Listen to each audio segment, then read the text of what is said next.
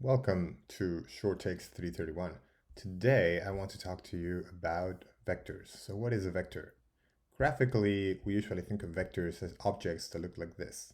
Objects that have a magnitude and a direction. And we use those in physics to represent, for example, in mechanics, the position of a particle or its velocity. And certainly forces in mechanics are vectors.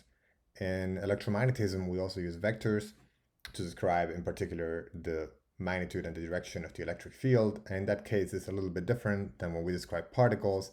So in this case, we associate a vector with each point in space-time to describe the electric field, and the same with the magnetic field. Now, how do we define vectors mathematically? Mathematically, a vector is an element of a vector space. And so we need to define what a vector space is. And for us, the way we're going to define it is as a set of objects that respect a certain type of rule. So what does that mean? I want you to think about this as trying to define the bishop, for example, in the game of chess. So first, if I want to define the bishop, I have to tell you a little bit about the setting. I have to tell you a bit about the game, at least briefly describe the board and so on, and then I can tell you the bishop does this and that. It has these properties. And so similarly, vectors in mathematics are defined in terms of their properties in the setting of a vector space. So what is a vector space? At this point, I should tell you that if you find this series helpful, please like and subscribe, as it would help the channel. I meant this series to help my students at the University of North Carolina at Chapel Hill. If you're not a UNC student, but you're looking for a tutor in this topic or in general in physics or math, either in English or in Spanish, you should feel free to contact me at shorttakes331@gmail.com, or you can leave a message in the comments section below. So what is a vector space? To define a vector space, we need two things. First of all, we need a set of objects that we will call vectors. So imagine that you have a set, such a set, and it's made out of these objects, and I will not specify what they are. They could be all sorts of things. No matter what they are, we will denote them with letters like this with arrows on top. And usually, if you're studying this topic out of a book, you will not necessarily see a vector written like this with an arrow on top. You will typically see a vector denoted as in terms of boldface, using boldface characters. Now, aside from these objects that we'll call vectors, we need a set of numbers. And we'll call those numbers scalars. And we really want to think about those as numbers in the sense of real numbers, shown here on this straight line. This is the real line, and usually denoted by X or Y. Usually those are the letters used for real numbers, or they could be complex numbers. So we could have also the complex plane as a set of numbers, a set of scalars that we're going to use. Generically, we're going to call that set S. Okay, and the set S and the set V, they have to satisfy certain properties in order to really make what we call a vector space. So let's talk about that. So these scalars must form a field. So these scalars themselves have to have certain properties for us to be able to use them in the definition of a vector space. So first of all, we have to have a well-defined addition operation such that if you take two of these numbers in our set of scalars, the sum will also be in that set of scalars. And this is of course trivially satisfied for real numbers and for complex numbers as well. Also for integers, there's the addition operation is always well defined, but we also need to have a well-defined multiplication operation where if you take two of these numbers in the set of scalars and you multiply them, then the result is also in the set of scalars. And again, this is also something that is true for the real numbers, for the complex numbers, even for the integers. If you take two of those and you multiply them, or if you add them, you obtain something that's still in the set. But here's where the definition gets a little bit more complicated. We want both operations to have inverses and neutral elements. That is to say, we need to have a notion of a zero, so that's the neutral element under addition. Yeah, if you add a zero to any number, you get the same number. So we need to have that zero in the set, and we need to have a one as well, which is a neutral element under multiplication. So if you multiply x by 1, then you get x, no matter what element x you're talking about in your set S. And so these are the neutral elements, and we want to have inverses as well. And this is where it gets a little bit non-trivial in the sense that now integers are out of the game. So the inverse of the integers are not in the integers in the sense of multiplication. And so if you want x inverse to be in your set, then you must have something like the real numbers or the rational numbers or the complex numbers, and then the inverses will be in the set. We also want to have the negative numbers, so the inverse under addition. And so if you want to have that, then the integers will be there. You'll have your negative numbers as well. So that works out, but it doesn't work out for this property. You don't have the inverses in the senseless multiplication. And so basically, most of the time you will see that S will typically be the real numbers or the complex numbers. Although in a lot of cases, even the rational numbers will do the trick. Other properties that are important that we need for the definition are the property of associativity.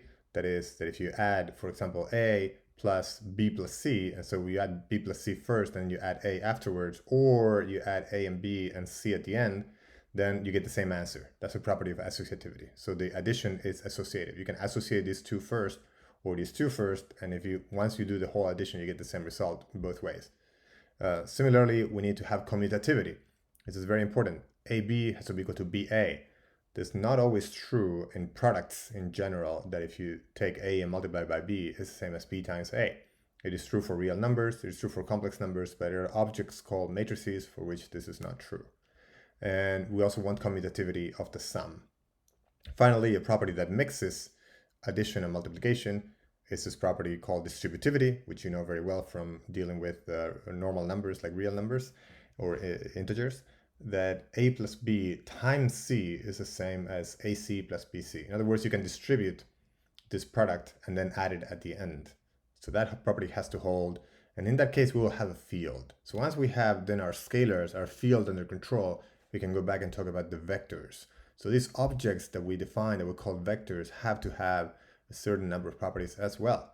So we need to have an addition defined. So we need to have an operation that allows us to put them together, and such that if you have two of these objects in our space, in our set of vectors, if you add them, you still get a property, you still get an object that is in the set.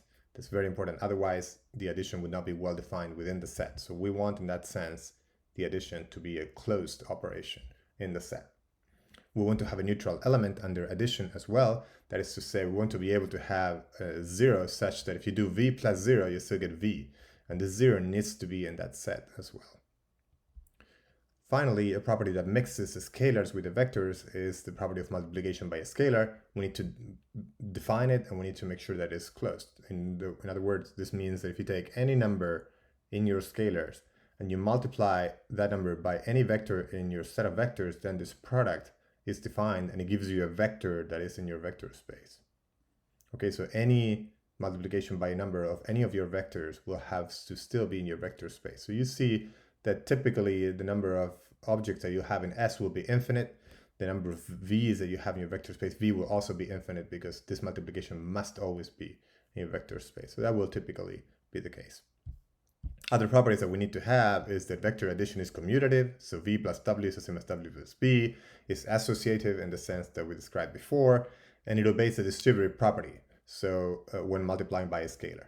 And so whenever we have A plus B times a vector, then we can distribute that. And also we can distribute the sum of vectors with respect to multiplication by a scalar. And here are a couple of very simple examples of what a vector space of vector space is. One of the simplest examples is a space called R2, which is given by these pairs of numbers x and y, where x and y are real numbers. And we're going to equip this R2 object with the set of scalars that is given by just the real numbers. And so R2 together with the real numbers as scalars constitutes a vector space.